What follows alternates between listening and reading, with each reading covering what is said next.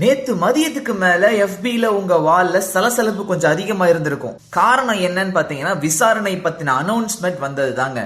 ஏற்கனவே அந்த படத்துக்காக நேஷனல் அவார்ட்லாம் வாங்கியாச்சு. இப்போ அடுத்த ஒரு நல்ல விஷயமா இந்தியாவோட அபிஷியல் என்ட்ரியா பெஸ்ட் ஃபாரின் லாங்குவேஜ் பிலிம் கேட்டகரிக்கு செலக்ட் ஆகியிருக்கு விசாரணை ஆஸ்கருக்கு. வழக்கமா கரண் ஜோஹர் படத்தை தான் அனுப்புவாங்க.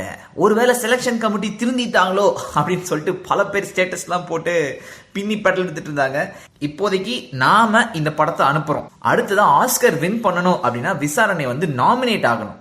அது ஆகுதா இல்லையா அப்படின்றது ஜனவரி மத்தியில தெரியும்ன்ற மாதிரி சொல்லியிருக்காங்க. 2017ல ஆஸ்கர் வாங்குதா இல்லையா அப்படின்றத தெரிஞ்சுக்கலாம் ப்ரோ.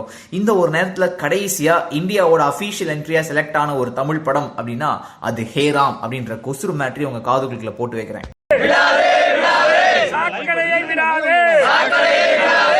கிளீன் இந்தியா என்று சொன்னாரே பிரதமர், அதுக்கு என்ன அர்த்தம்?